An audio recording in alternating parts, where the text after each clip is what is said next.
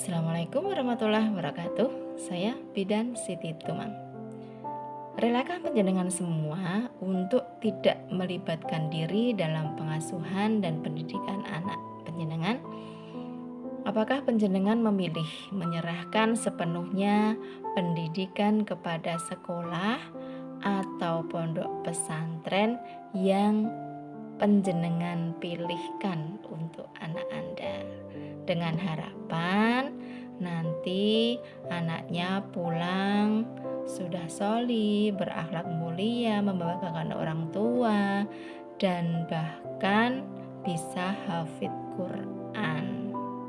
Dengan begitu panjenengan orang tua bisa leluasa untuk bekerja di rumah, memenuhi kebutuhan anaknya, dan seterusnya tanpa memikirkan harus bertanggung jawab atas pendidikan anak panjenengan. Panjenengan yakin semua ini bisa terjadi? Panjenengan yakin anak kita pulang dalam keadaan sholih dan tidak ada masalah di pondok pesantren ataupun persekolahannya?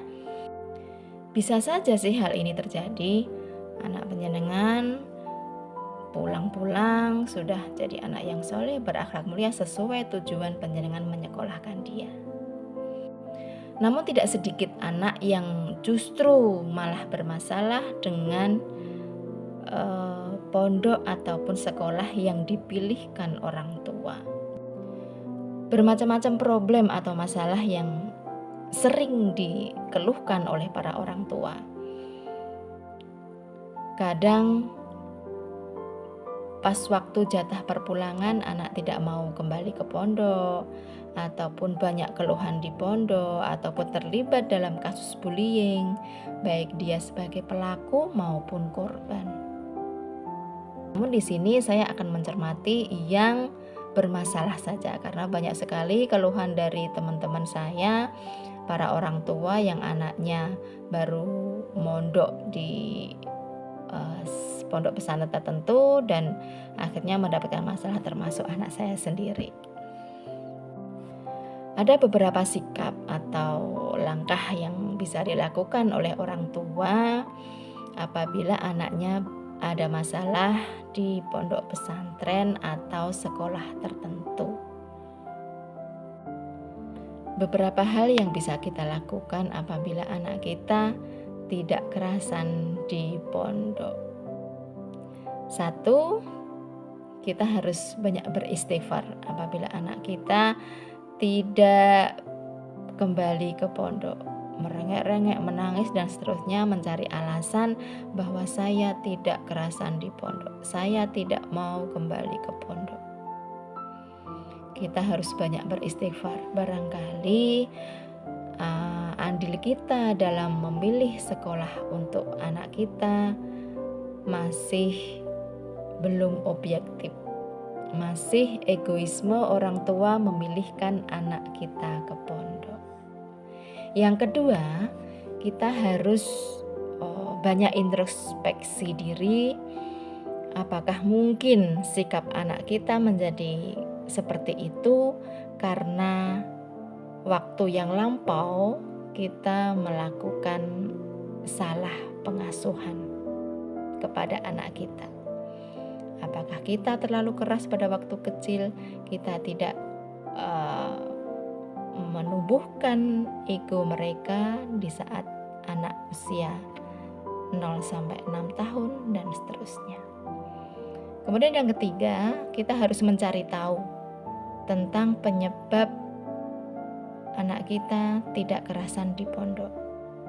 Apakah itu hanya alasan saja atau memang benar-benar kejadian ada di sekolah mereka? Kalau memang anak kita tidak berani, kadang ada yang diancam ataupun dia tidak berani mengungkapkan apa yang didapatkan perlakuan di pondok, itu karena mendapatkan ancaman dari kakak kelas, sehingga anak tersebut tidak berani mengungkapkan apa yang sebenarnya terjadi. Kita mungkin kalau ada masalah seperti ini memerlukan pihak ketiga untuk menjadi sumber informasi kita. Apakah itu ustadznya, apakah itu kakak kelasnya, ataupun itu mungkin saudaranya atau temennya yang pernah diajak ngobrol oleh anak kita. Kemudian selanjutnya, membiarkan anak kita cooling down dulu. Jangan mencecar dengan pertanyaan-pertanyaan ataupun mengintegrasi anaknya kenapa tidak berani kembali ke pondok lagi, kenapa tidak memilih untuk di rumah dan seterusnya. Jadi berilah kesempatan anaknya untuk cooling down dulu, barangkali seminggu atau berapa hari untuk dia menenangkan diri di rumah sambil kita menggali masalahnya lewat dia sendiri atau pihak ketiga tadi. Dalam masa cooling down ini, sebaiknya kita menghindari pertanyaan-pertanyaan atau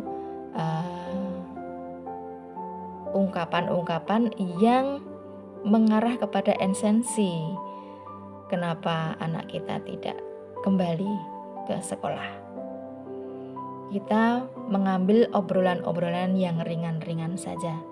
Apakah entah sudah makan belum, apakah tanya tentang kabar teman-temannya ini kok tidak ketemu dan lain-lain. Tentang bajumu kok bagus dan seterusnya.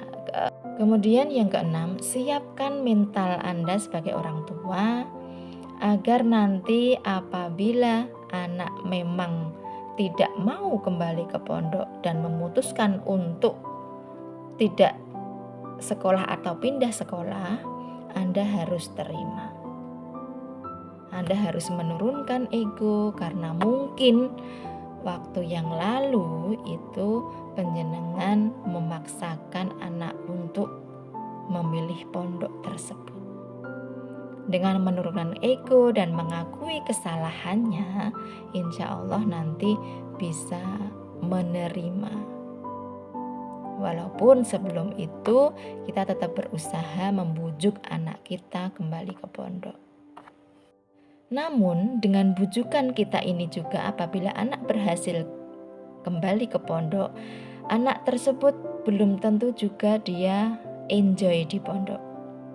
Mungkin masih ada masalah-masalah yang berulang.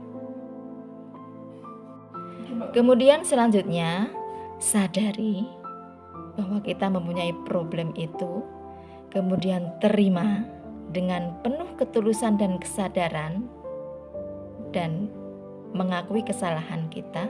Sembari kita menunggu petunjuk dari Allah, kita harus tetap meningkatkan kualitas ibadah kita, minta petunjuk kepada Allah dan memperbaiki diri. Banyak beristighfar. Siapa tahu mungkin sikap anak kita, kejadian ini karena kesalahan-kesalahan pola pengasuhan kita di masa lampau atau kesalahan dari pribadi kedua orang tuanya. Dan yang terakhir, tetap semangat dan kita selalu berdoa sama Allah, tetap husnudzon. Semoga kontribusi kita dalam mensolihkan anak kita dinilai ibadah oleh Allah Subhanahu wa taala. Semoga bermanfaat. Assalamualaikum warahmatullahi wabarakatuh.